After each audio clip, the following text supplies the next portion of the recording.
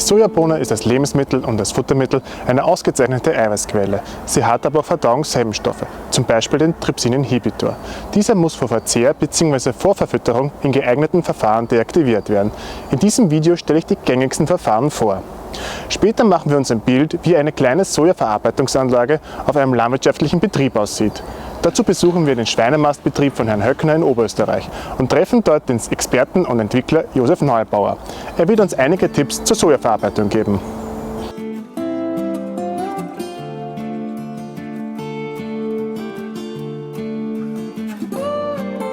Das Ziel dieser Verfahren ist eine Hitzebehandlung der Sojabohne. Dadurch können Trypsin-Inhibitoren deaktiviert werden. Ein positiver Nebeneffekt der Erhitzung ist eine bessere Verfügbarkeit anderer Nährstoffe. Die optimale Hitzebehandlung ergibt sich aus einer Balance von Temperatur im Kern der Sojabohne und der Prozessdauer. Weitere wichtige Faktoren sind zum Beispiel die Gleichmäßigkeit der Bohnengröße oder die Feuchtigkeit in der Prozessluft oder in der Bohne.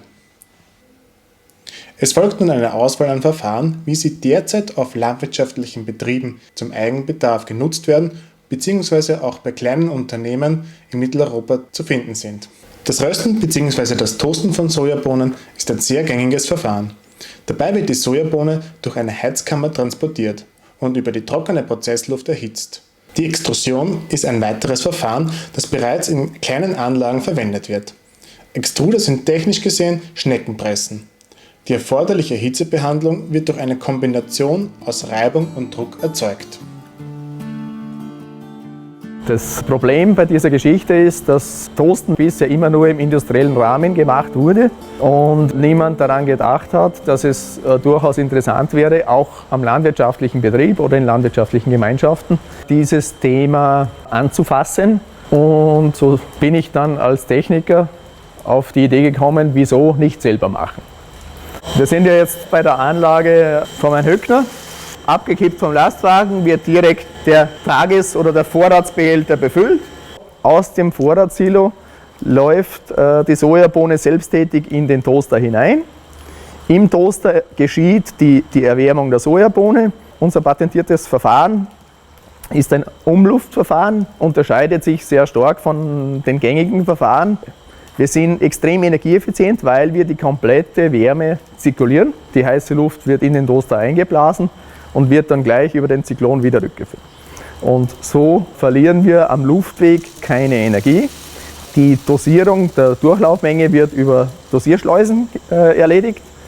Von dieser Dosierschleuse geht es dann direkt in die Ölpresse. In der Ölpresse werden die Sojabohnen komprimiert und somit wird dann das Öl herausgequetscht. Und vorne fällt der Kuchen direkt in die Gosse, wo sie dann auskühlt und in den Lagerbereich weitergeht. So wird kontinuierlich 100 Kilo die Stunde produziert, am Tag ca. 2 Tonnen Futter.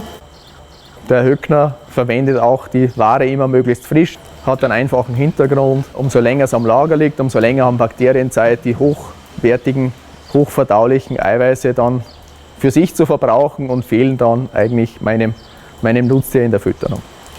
Es ist auch dann wichtig, dass man hinterher dann kontrolliert, sind die Trypsin-Inhibitoren ausreichend deaktiviert.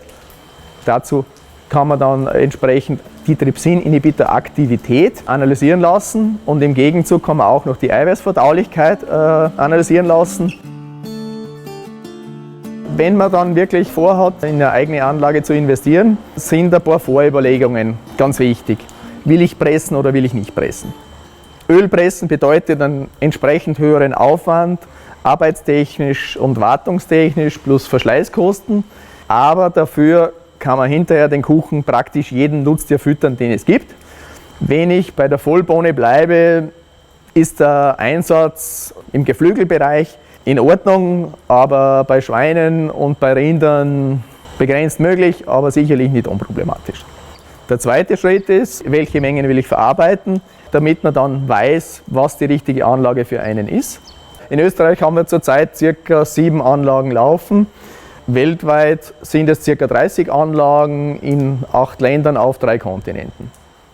Unsere kleinste Anlage, der EcoToast 1100, kostet im Einkauf 29.900 €.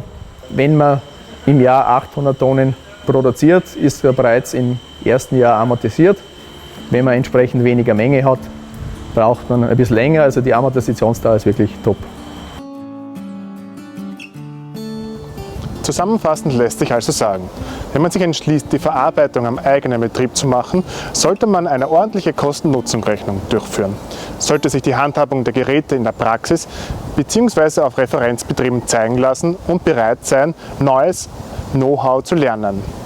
Relevantes Know-how zu diesem Thema wird im Rahmen der Projekte OKInet EcoFeed und Legumes Translated gesammelt und Betrieben in Europa zugänglich gemacht. Im Kommentarbereich zu diesem Video finden Sie weiterführende Informationen und interessante Links.